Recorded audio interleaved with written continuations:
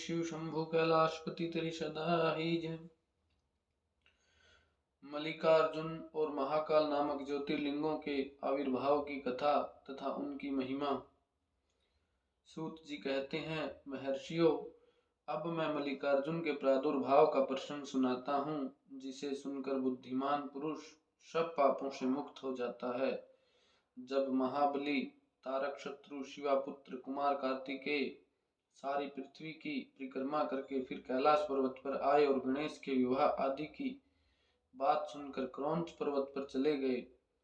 पार्वती माता और शिवजी के वहां जाकर अनुरोध करने पर भी नहीं लौटे तथा वहां से भी 12 कोस दूर चले गए। तब शिव और पार्वती ज्योतिर्मय स्वरूप धारण करके वहां प्रतिष्ठित हो गए। वे दोनों पुत्र स्नेह से आतुर हो पर्व के दिन अपने पुत्र कुमार को देखने के लिए उनके पास जाया करते हैं। अमावस्या के दिन भगवान शंकर स्वयं वहां जाते हैं और पूर्णमासी के दिन पार्वती जी निश्चय ही वहां पदार्पण करती हैं। उसी दिन से लेकर भगवान शिव का मल्लिकार्जुन नामक एक लिंग तीनों लोकों में प्रसिद्ध हुआ। उसमें पार्वती और शिव दोनों की ज्योतियां प्रतिष्ठित हैं। मल्लिका का अर्थ है पार्वती और अर्जुन शब्द शिव का वाचक है। उस लिंग का जो दर्शन करता है वह समस्त पापों से मुक्त हो जाता है और संपूर्ण अभिष्ट को प्राप्त कर लेता है, इसमें संशय नहीं है।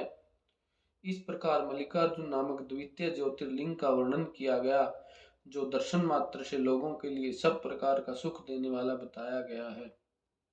ऋषियों ने कहा, प्रभो, अब आप विशेष कृपा करके तीसरे ज्योतिर्लिंग का वर्णन कीजिए। सूत जी ने कहा, ब्राह्मणों, मैं धन्य हूँ, कृतकृत्य हूँ, जो आप श्रीमानों का संग मुझे प्राप्त हुआ। साधु पुरुषों का संग निश्चय ही धन्य है। अतः मैं अपना सौभाग्य समझकर पाप नाशिनी परम पावनी दिव्य कथा का वर्णन करता हूँ। तुम लोग आदर पूर्वक सुनो। अवंती नाम से प्रसिद्ध एक रमणीय नगरी है, जो समस्त देहधारियों को मोक्ष प्रदान करने वाली है। वह भगवान शिव को बहुत ही प्रिय, परम पुण्यमयी और लोक पावनी है। उस पुरी में एक श्रेष्ठ ब्राह्मण रहते थे, जो शुभ कर्म प्रायण, वेदों के स्वाध्याय में संलग्न तथा वैदिक कर्मों के अनुष्ठान में सदा तत्पर रहने वाले थे।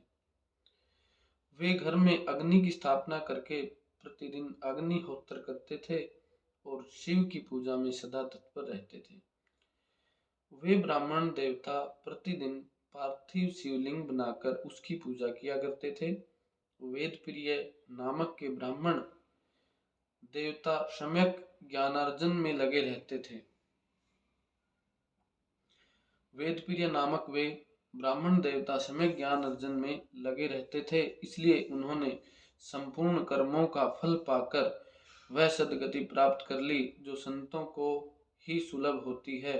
उनके शिव पूजा प्राण 4 तेजस्वी पुत्र थे, जो पिता माता से सद्गुणों में कम नहीं थे।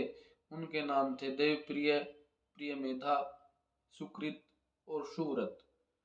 उनके सुखदायक गुण वहां सदा बढ़ने लगे।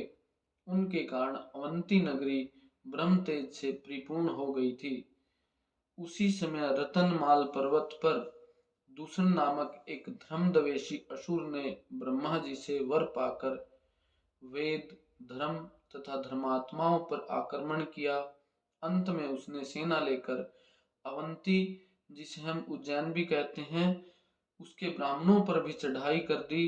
उसकी आज्ञा से 4 भयानक दैत्य चारों दिशाओं में प्रल्याग्नि के समान प्रकट हो गए, परंतु वे शिव विश्वासी ब्राह्मण बंधु उनसे डरे नहीं।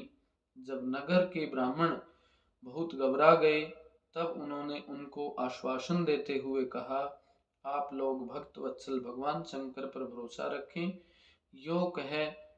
यूं कह शिवलिंग का पूजन करके वे भगवान शिव का ध्यान करने लगे। इतने में ही सेना सहित दूषण ने आकर उन ब्राह्मणों को देखा और कहा, इन्हें मार डालो, बांध लो। वेद प्रिय के पुत्र उन ब्राह्मणों ने उस समय उस दैत्य की कही हुई वह बात नहीं सुनी, क्योंकि वे भगवान शंभु के शंभु के ध्यान मार्ग में स्थित थे। उस दुष्ट आत्मा दैत्य ने ज्यों ही उन ब्राह्मणों को मारने की इच्छा की, त्यों ही उनके द्वारा पूजित पार्थिव शिवलिंग के स्थान में बड़ी भारी आवाज के साथ एक गड्ढा प्रकट हो गया। उस गड्ढे से तत्काल विकट रूपधारी भगवान शिव प्रकट हो गए, जो महाकाल नाम से विख्यात हुए। वे दुष्टों के विनाशक तथा सत्पुरुषों के आश्रयदाता हैं। उन्होंने उन दैत्यों से कहा, अरे खल, मैं तुझ जैसे दुष्टों के लिए महाकाल प्रकट हुआ हूँ, तुम इन ब्राह्मणों के निकट से दूर भाग जाओ। ऐसा कहकर महाकाल शंकर ने सेना सहित दूषण को अपने हुंकार मात्र से तत्काल भस्म कर दिया। कुछ सेना उनके द्वारा मारी गई और कुछ भाग खड़ी हुई।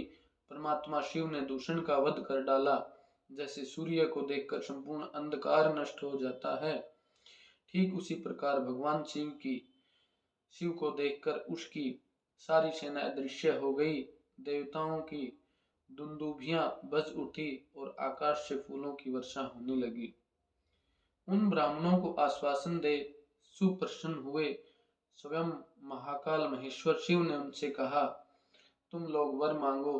उनकी वह बात सुनकर वे सब ब्राह्मण हाथ जोड़ भक्ति भाव से भली भांति प्रणाम करके नतमस्तक हो बोले। तवीजों ने कहा, महाकाल महादेव, दुष्टों को दंड देने वाले प्रभो शंभो, आप हमें संसार सागर से मोक्ष प्रदान करें। शिव, आप जन साधारण की रक्षा के लिए सदा यहीं रहें। प्रभो शंभो, अपना दर्शन करने वाले मनुष्यों का आप सदा ही उद्धार करें। शिव जी कहते हैं, महर्षियों, उनके ऐसा कहने पर उन्हें सद्गति दे भगवान शिव अपने भक्तों की रक्षा के लिए उस परम सुंदर गड्ढे में स्थित हो गए। वे ब्राह्मण मोक्ष पा गए और वहां चारों ओर की एक एक कोष भूमि लिंग रूपी भगवान शिव का स्थल बन गई। वे शिव भूतल पर महाकालेश्वर के नाम से विख्यात हुए। ब्राह्मणों, उनका दर्शन करने से सौपन में भी कोई दुख नहीं होता। जिस जिस कामना को लेकर कोई उस लिंग की उपासना करता है, उसे वह अपना मनोरथ प्राप्त हो जाता है तथा परलोक में मोक्ष भी मिल जाता है। बोलो शिव शंकर भोलेनाथ की जय।